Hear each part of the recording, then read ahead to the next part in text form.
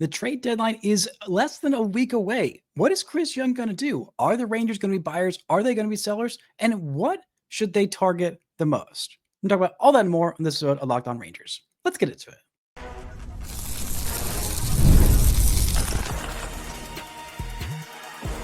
You are Locked On Rangers, your daily Texas Rangers podcast, part of the Locked On Podcast Network, your team every day.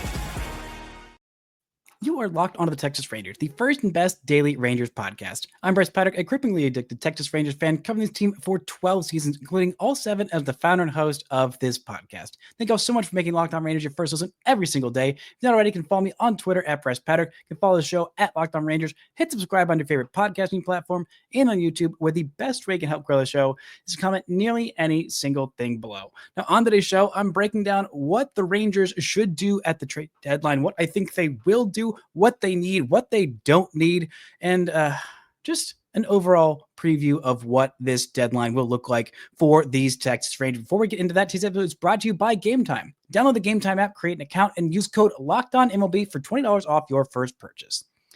Now, a couple of weeks ago, there was a real question of what are the Rangers going to do at the deadline? There's still that question looming, but the main question is, should the Rangers be buyers? Should they be sellers? Should they be something in between? Should they do nothing? Should they, I don't know, just sit and refresh Twitter all day? Well, we're probably all going to do that anyway, but I think the Rangers in the last month have established, yes, this team should be buyers. In the month of July, this has been maybe the best team in all of baseball. The Rangers have lost one game, just a one-run game to Tarek Skubal, the probable 2-time Cy Young winner on Sunday Night Baseball. But other than that, the Rangers have been 5-1 in the second half, and they're 12-6 in the month of July. They've scored 101 runs in that month and allowed just 52 runs. They have been so darn good in this month, and this offense is looking back to close to what we were expecting heading into the season. They're still without Jock Peterson. They're without Jake Berger for a decent chunk of at least the entire second half, or at least the second half so far. He's out 2 to 3 weeks with a hamstring strain. Sam Harry hasn't played yet in the second half. He's expected to be activated off the IL today. The Rangers have signed Rowdy Tellez, who provided a big 3-run homer, and we'll see how much more he ends up helping this Rangers offense. But categorically, yes, this is a good Rangers team. I'm willing to say good now. At this point, 3 weeks ago, I would have said, no, this is a frustrating bad team. This is a good pitching staff. This is absolutely a good pitching staff, but this is not a good team. And in the last 3 weeks, 25 days or so, they've changed my mind. Even towards the back half of June, I said, okay, maybe this offense is starting to wake up. Maybe things are starting to settle. And a lot of it had to do with Corey Seager becoming Corey Seager again, Marcus Semien breaking out of one of the worst slumps of his career to be red hot in the month of June and still pretty darn good in the month of July. And then everyone else just kind of following suit and just calming down and doing their thing. But I don't know how aggressive of buyers this Rangers team should be, because even though they kind of know their needs, because everybody could use more bullpen help, the Rangers just got that in John Gray being activated off the IL. Eventually this season, we will see Josh Sborz, I think, in a Texas Rangers uniform, pitching and helping in high leverage in this Rangers bullpen. We will hopefully see Chris Martin back somewhere between 4 to 6 weeks. He is dealing with a calf strain. That's going to take a while. But the rest of this Rangers bullpen has been mostly pretty darn good. Hobie Miller, been really darn good. As a closer, Robert Garcia has gotten the job done. Sean Armstrong has been a good high leverage relief arm. And even the back end guys in this, the other guys in this pen that aren't necessarily the top tier, highest leverage situation guys have done a good job. Jacob Webb has a sub-4 ERA, and he's been pretty solid. Would like a few more strikeouts, but still a really good job. Jacob Latz has been incredible this year, starting, relieving, long relief, high leverage. Does not matter. Jacob Latz has been really darn good. And Cole Winn has a 150 ERA in 18 innings. He's been pretty darn solid as well. So if the Rangers do make a move in this bullpen, I mean, they could probably use some guys with some nastier stuff. They could probably use a little bit of help in this offense, but the offense is kind of starting to figure it out. You use some upgrades, offensively at, well, catcher has been not great, but the Rangers have gotten, some hot at bats, a hot 15 games from Kyle Higashioka. He might be starting to figure it out. And while he might not be, the 20-ish homer, 18 homer guy he was last year, he's still providing a whole lot more in these last couple of weeks before he was dealing with this half of a grade 1 hamstring strain that will keep him out maybe this entire weekend, but shouldn't result in an IL stint. This offense, I mean, Evan Carter's been really darn good. Wyatt Langford has been inconsistent, but mostly a net massive positive. Adolis Garcia has contributed a lot defensively. He's still bringing the home runs, 14 in 98 games. Still a 2-WAR player at this point. And Josh Smith is proving last year was no fluke. He's just a good player that you can plug pretty much anywhere on the diamond. But at first base, it's kind of been a little bit of a black hole. Jake Berger hasn't been nearly what the Rangers have expected. I mean, he struggled mightily for the first couple months. They sent him back down to AAA. He was great for a couple weeks, and then he was less great, and then he's been on the IL lately. Jock Peterson is coming back at some point. Maybe it'll be August by the time he comes back, but he's been looking a whole lot like a better version of himself. So you look up and down this order, maybe you could use some help in an outfield bat. The Rangers could probably use somebody who mashes left-handed pitching. They could probably use a little bit of relief help, but mainly it's just kind of confusing because a lot of these guys are signed long-term. I mean, Kyle Higashioka, he's going to be here next year as well, and possibly the year after that. Same with Jock Peterson, even though he's not having a great year. Adolis Garcia, he's under contract for next year as well. The Rangers have arbitration rights on him, so we'll see exactly how much he costs. But basically, all in all, this Rangers team should be competitive at this trade deadline. Chris Young has shown as a GM, he's been aggressive. Even last year when this team was kind of mediocre, the offense was bad. We thought it would rebound. It didn't. The pitching staff wasn't nearly this good. I mean, this is the best pitching staff in baseball. The one need that I know this Rangers team doesn't have is starting pitcher. And this starting rotation has been the best in baseball by a mile. And eventually, the Rangers will be getting some help back from Tyler Mahle. We're thinking at some point in the middle of August is when he is at least eligible to be activated off the IL. The Rangers have had two of the best starters in all of baseball in Jacob deGrom and Nathan Eovaldi at the top of this rotation, and then filling it out with two promising rookies that have had some ups and downs, but mostly been solid and Leiter and Rocker, and Patrick Corbin, who's been a bazillion times better than anybody expected. He's been legitimately a very good, very useful and necessary starting pitcher in this rotation. And if one of those guys were to have an injury, John Gray would step in or Jacob Latz would step in and the Rangers would be fine. So starting pitcher, not really a need. But let's look at this Rangers farm system. So guys who I would say are untouchable for a variety of different reasons. Number one, their number one prospect, Sebastian Walcott. He's not going anywhere in any deal. This guy has a limitless ceiling. He is a teenager doing more than fine in AA. His ceiling is astronomically high, and I don't see anybody on this trade market that would be worth giving up a guy who is a top 10 prospect in all of baseball, who, his floor TBD at this point. We'll probably see him in AAA at some point next year. He might end up making his debut before his 21st birthday. I would not be surprised if that ends up being the case for Sebastian Walcott, but I don't think he's going to be included in any trade here. I don't even put him in there unless you're saying Shohei Ohtani, which again, if you're saying, oh, just trade Sebastian Walcott for Shohei Ohtani, that's not a thing. It's not a thing. Stop it. Get some help. Stop it. Next, any 2025 draftee. No Rangers draftees can be traded until I believe it's December. It's at the very least several months after at least the draftees that the Rangers signed. I talked about who they signed and didn't sign on yesterday's show. Good class, good crop of guys. Gavin Fiend at the top of this draft, AJ Russell with the second round pick, and Josh, whose last name is evading me, as their two-way player third round pick. Interesting guys. They're not going to be on the trading block. That's not going to happen as well.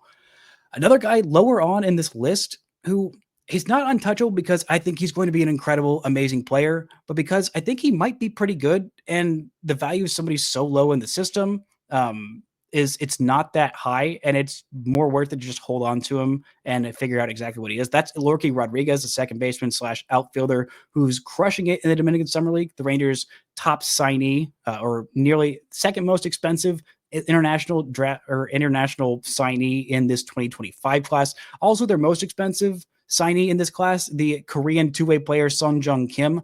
I don't expect him to be included in any deal. He hasn't even played stateside. He won't until next year. He's still over in Korea, and I think he's still in high school. And I also don't think Devin Fitzgerald or Cam Cauley would probably be included in any draft or any trades. Cauley is a guy who I have in my top 10. I just think his value is more worthwhile to hang on to than to be given up. If someone absolutely loves him and you can go get an elite player that will help you right now, then I think go for it. Fitzgerald is crushing it at the low levels. Another one of those guys who I think he's going to be a probably pretty darn good prospect, if not pretty darn good player. Still very early to say. So the value of giving him away, I don't think is as worthwhile as it is to just straight up hold on to him. Now, let's look at who this Rangers team could target. Some bats, including one from Atlanta, is going to be here this weekend who could be an upgrade for the Rangers, not just for this year, but for years to come at a premium position. Talk about who and what the Rangers might have to give up and more right after this. This show is brought to you by Gametime. Have you ever decided at the last minute to head to a ball game with friends or family? Maybe it's game day and you suddenly realize you want to be in the stands. That's where Gametime comes in. It's the easiest way to grab last minute tickets without the stress. With the money you save on tickets, you can splurge on food, drinks, merch, or even invite a bigger group to come with you. Gametime makes it possible. I actually looked at tickets for this weekend for this Braves series against the Atlanta Braves in Arlington, and Gametime made it so easy to get these tickets. You get to see exactly what your seats are going to look like before you get there. They take the hassle out of buying tickets. They also show you exactly what it's going to cost up front. No surprise fees at checkout. So take the guesswork out of buying tickets with Gametime. Download the Gametime app, create an account, and use code LOCKEDONMLB for $20 off your first purchase. Terms apply. Again, create an account and redeem code LOCKEDONMLB for $20 off. Download the Gametime app today. Last minute tickets, lowest price guaranteed. Shout out to the Everydayers picking Locked On Rangers your first listen every single day. On Monday's show, we'll be talking about this weekend series against the Braves. Maybe the Rangers can keep that momentum going, can keep this 3-game winning streak going, maybe sweep another series, and maybe make a trade for one of the players on the opposing team. That's the Atlanta Braves, who are coming to town this weekend, who have a couple of guys who one guy, really, that I am interested in the Rangers making a trade for. They also have a DH that I am not interested in the Rangers trading for in Marcell Ozuna. I talked about that on, I believe it was Tuesday's show. What is today? Friday? Maybe it was Wednesday's show. What are these shows? I think it was Wednesday's show, actually. Why I don't think the Rangers should trade for Marcell Ozuna. He is not only a DH only, he has been one of the worst hitters in baseball since June 1st because he's playing through a hip injury. So he's a hurt DH only player who's also not providing a whole lot of power.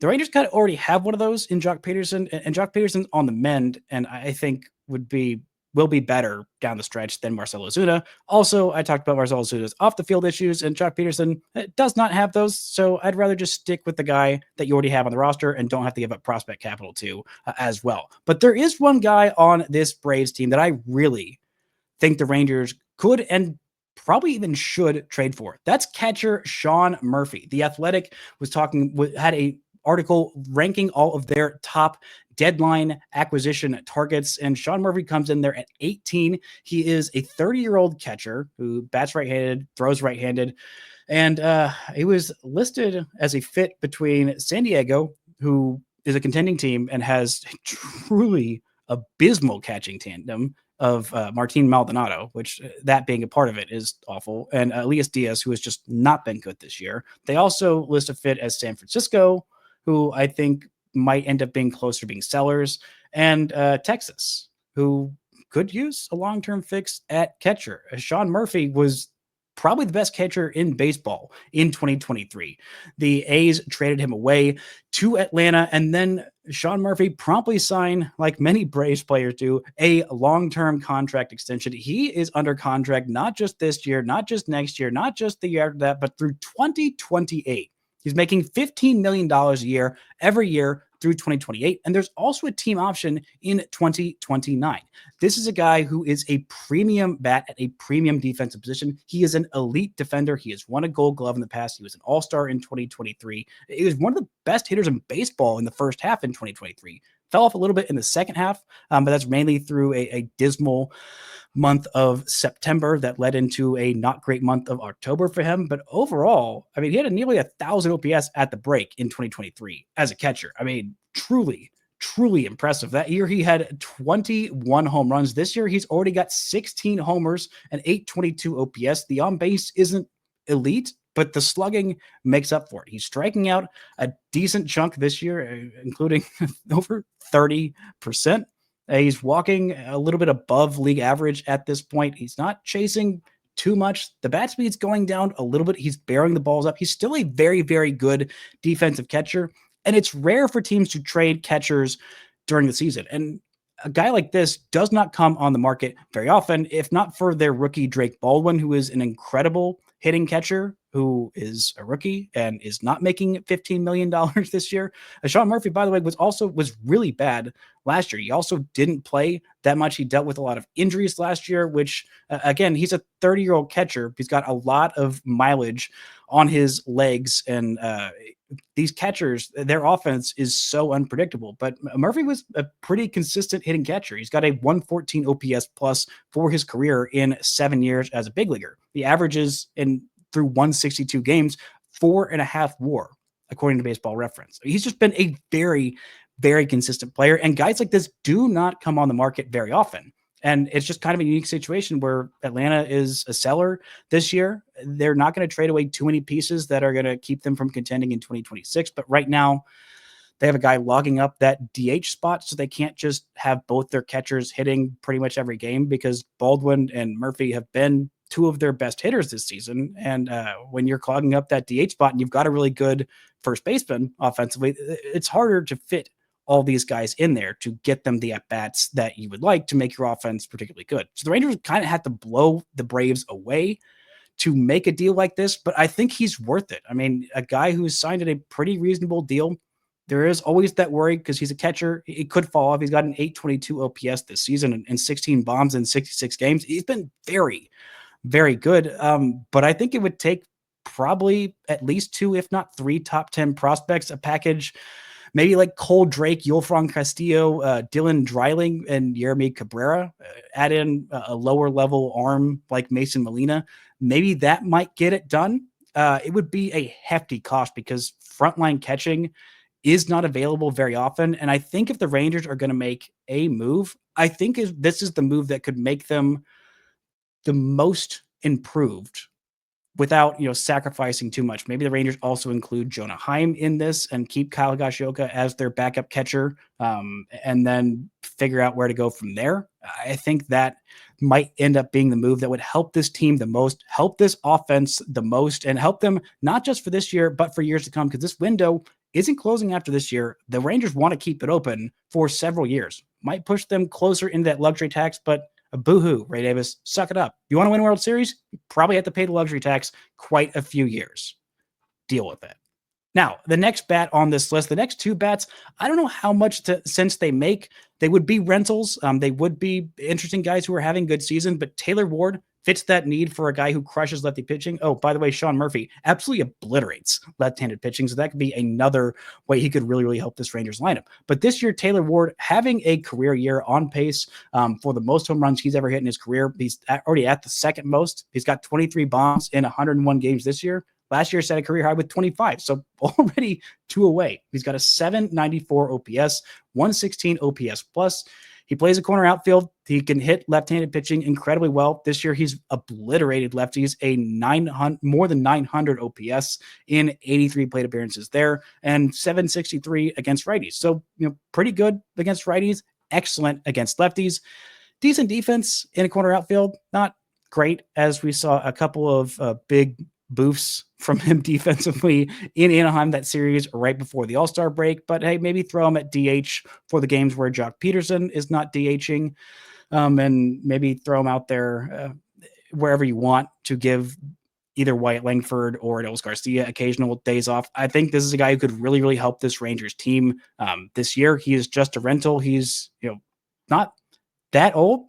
He's 31 years old, but I don't think the Rangers would sign him. He wouldn't cost as much, and but it might hurt trading some prospects to a divisional rival. The next guy on this list, the last hitter on this list, is Ryan O'Hearn, who is having an absolutely massive year. Starting at DH in the American League, Ryan O'Hearn, have yourself a year. Already 12 home runs this year, an 827 OPS, which would be the best of his career. And he's also not far away from the career high in home runs. He set that career high last year with 15 bombs in 142 games. He's mostly been a platoon bat, just mashing righties and doing not great against lefties. This year, he's played a little bit more against lefties. Not bad, not terrible against lefties this year, but really more of a guy who is a platoon guy. I mean, barely sub 600 OPS, doesn't have a homer in 59 plate appearances. I don't know if the Rangers necessarily need another guy who can only hit right-handed pitching. They've already got Evan Carter on this team. They've already got Jock Peterson, who's pretty much only against righties. So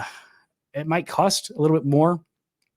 But I think it's someone who at least the Rangers will be kicking the tires on. I don't know if it makes the most sense, but I think Ward and Sean Murphy, I think, make the most sense for this Rangers team. But let's look at the bullpen. There are definitely some relievers on this list the Rangers should look at. And if the Rangers were sellers, who would they sell? So I have that and more right after this. This show is brought to you by Gameday Hue. And so is the hat that I'm wearing. That is from Gameday Hue, rocking these Rangers colors, and it is perfect. The Gameday Hue makes clean, no logo gear with team-inspired colorways for every pro and college fan base. It's all about letting your colors speak, so no giant logos, just smart, versatile style that works on game day, on the course, and anywhere in between. You wear this hat out anywhere. I've worn it out playing pickleball, I've worn it out walking around the neighborhood, worn it out to dinner with friends. It doesn't matter. Hats look good everywhere. This hat is so freaking comfortable. It's so breathable. And it's not just hats that they make. They also make gloves. Check out their split shade gloves made for the golf course, or the perfect gift for the fan who has everything. Right now, you can get 15% off with code MLB15 at GamedayHue.com. That's GamedayHue.com. The code even stacks on bundle deals, so now is the time to load up. Let your colors talk, because colors speak louder than words. That's GamedayHue.com, code MLB15. Shout out to every day for making Locked On Rangers your first listen every single day. After every single game, Jeff Biggs is with you with the Locked On Rangers postcasts live in your Locked On Rangers podcast feeds and on YouTube, reacting live after every single Rangers game. Every game between now and the All-Star break, the trade deadline is going to be absolutely crucial. Go check it out in your podcast feeds on YouTube and wherever you get your podcasts. Now, this Rangers team might need a little bit of bullpen help. I really don't know how much help it needs when the worst guy in your pen, I'd say objectively, is Jacob Webb. And he's pitched 40 games, 45 in the third innings, 34 strikeouts, just barely below 7 Ks per 9, about a homer and a half per 9. Not ideal, fewer than 3 walks per 9, so he's not really beating himself there. He's been good against lefties as a right-handed pitcher. He's got that good changeup. He's been much more consistent as of late. He can give you multiple innings. But if that's the worst guy in your pen has a 3.77 ERA, this is not to denigrate Jacob Webb. This is to say how darn good everybody in this bullpen is. I mean, everybody. There's occasionally some more upgrades the Rangers could make. Hopefully Chris Martin will get back and be healthy. He's got, truly high leverage, elite stuff. I would trust him in a postseason game in the 8th inning of a tie game, keeping the Rangers in it, giving them a chance to put themselves ahead and get a win late, or holding a slim 1-run lead coming into a dangerous situation and getting out of it. I trust Chris Martin to do that. I trust Sean Armstrong to do that at this point. I really do trust Robert Garcia as the Rangers closer. I think everyone is so quick to ship off Robert Garcia or to ship him out of the closer's role. And he's done nothing to lose that closer's role. I mean, he's got a 2.72 ERA. He's pitched in 45 games of the Rangers' 103 games they've played. Yeah, 103 games at this point. He's pitched in almost half of them. He still has a sub 3 ERA. He's striking out way more than a batter per inning. The walks have been down from what he had done in years past. I mean, nearly 10 Ks per nine for Robert Garcia. And that fastball, even though it's not, in the upper 90s, it's still elite enough stuff to get these guys out. Hobie Milner, I very much trust him in leverage situations against high leverage lefties. Same with Jacob Latz. I trust him in those situations. And then as you move to the postseason, you really only need 4 starters. You're going to have Jacob deGrom, you're going to have Nathan Eovaldi. Hopefully you have Tyler Mahle back at that point, and that leaves, one rotation spot for the 3 of Patrick Corbin, Jack Leiter, and Kumar Rocker. And whichever one doesn't get it, the other 2 are going to end up the bullpen. I think maybe I might go Corbin at this point. He's been the most consistent guy. And plus, you throw Jack Leiter and Kumar Rocker in there out of that bullpen, my God, that is going to be some nasty, disgusting stuff. That if one of them is hot and they end up being your number 4 starter, whichever one isn't your number 4 starter is going right in that pen.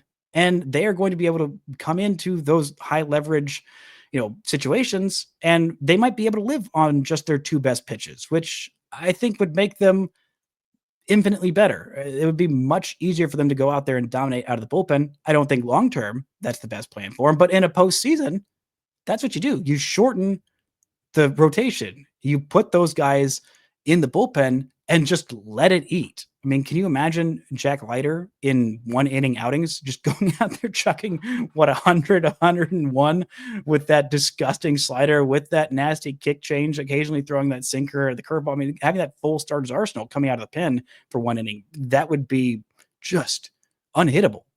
But the Raiders could always at least kick the tires on some relievers. And if they're going to do so, I think that these are some decent options. David Bednar, a guy who the Rangers have been linked to for years. He's a closer for the Pittsburgh Pirates, a 2-time All-Star. The Rangers were, really considering making a trade for him after 2023. I'm very glad that they didn't, because his value was incredibly high then. I mean, he had 3 more years of club control. He's 30 this year. He'll turn 31 next year I guess at the end of this year in October. And he's still got another year of control where he's arbitration eligible.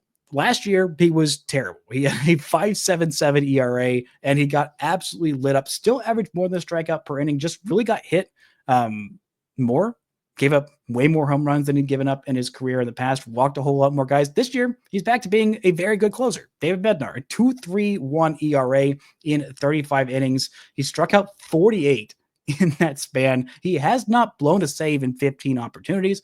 He's been a closer for a long time. He had 39 saves, a career high in 2023. He was an all-star that year. He had 19 saves in 2022. He was an all-star that year as well. He had a 2.61 ERA that year. I mean, he's just been very consistent as a closer, which is a hard thing to find. I mean, yeah, he did blow up in 2024, but this year he's back to being David Bednar. And as for the cost, Evan Grant already speculated in his Evan Help Us article for the Dallas Morning News. The package that he put together is Alejandro Ozuna and Ezekiel Duran, which, man, given where Zeke Duran was and his value, his prospect status in 2023, and what he did for that World Series champion team, it's wild how far he's fallen in such a short amount of time, but I'd be fine with that. Ozuna I had as my number 10 Rangers prospect.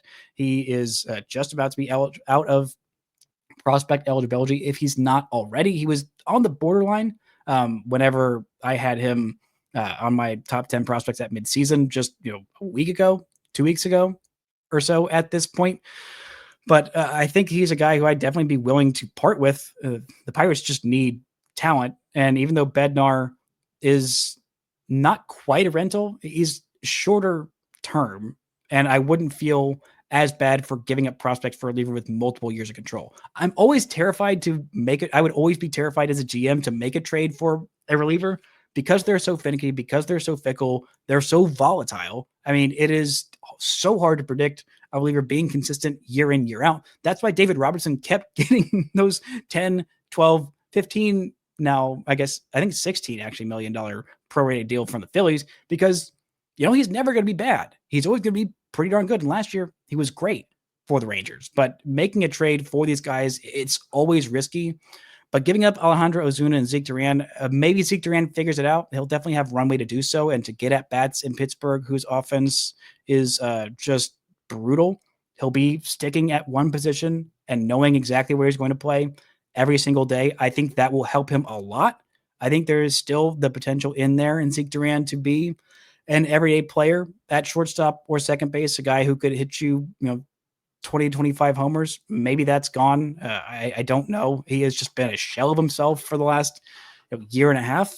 And it's a bummer that his value has fallen this far, but I think that's a plenty reasonable package for a guy who could really upgrade this Rangers bullpen and be a guy who you trust in that closer's role, who's been in that closer's role. If you really think that the closer role is different than every other role, I'm maybe less inclined to believe that, because I believe Robert Garcia, who hasn't been a closer before, is plenty capable of being that closer down the stretch. I mean, heck, look at what happened with Jose Leclerc and Josh Sborz, who just caught fire in October. I mean, Jose Leclerc was not a reliable closer.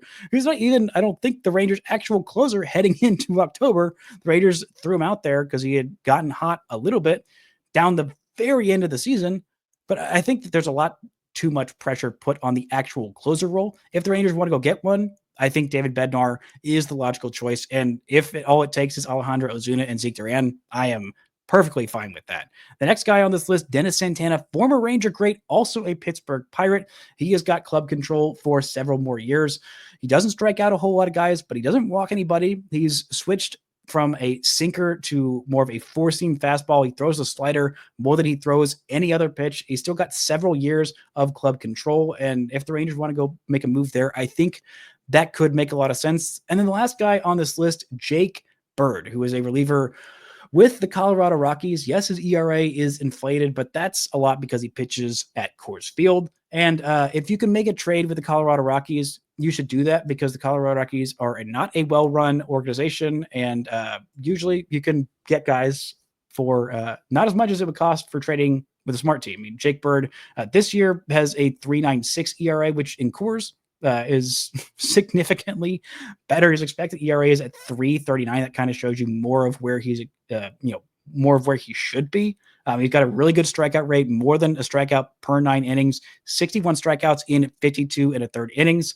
Doesn't allow that many base runners, walks a few too many guys, but, isn't getting hit all that hard, which is pretty impressive for a guy who pitches at Coors. I think that could be a guy who makes sense. He's got years of control, and that would be someone that I would at least kick the tires on. But again, I don't think the Rangers should be too aggressive at this deadline. If they want to make a big move, I think Sean Murphy makes the most sense. And if the Rangers did become sellers, I mean, who would they end up trading off? I think there is a possibility of the Rangers maybe at least listening to calls on Adolis Garcia. I don't see them making that move. It seems like everywhere in The Athletic, they're listing the Rangers as possibly trading away Adolis Garcia. I don't think that makes any sense. Jeff Passan mentioned Adolis Garcia possibly, being on the trading block. He's still got another year of control. He's elite defender. He is an incredible postseason bat. And if the Rangers go to October, plan to go to October, why would you trade away the guy who just had one of the greatest postseasons we have ever seen by any hitter? I don't think that would make any sense. And plus, who would you backfill his at-bats with? I just don't see that making a lot of sense for this Rangers team. But if they are sellers, I think that Adolis Garcia would be the one that makes the most sense to be on the move. But I don't see a move where the Rangers end up becoming sellers. I would love a trade for David Bednar. I would love a trade for Sean Murphy. This Rangers farm system isn't particularly deep, and so it'd be tough for the Rangers to make that big swing. But if they do, trading for a frontline catcher on a team that just home grew another great frontline catcher would be a great place to start. If they made the deal while Atlanta was in town, and he just walks across the field to the opposite dugout, that would be so much fun. But whatever happens at this deadline, I'm excited to see what goes on. Even if the Rangers don't have a particularly active deadline, I think this is a really darn good team with a great chance to make it to October yet again. That's going to do it for today's show. Thank you all so much for listening and subscribing. And until next time, don't forget to enjoy baseball.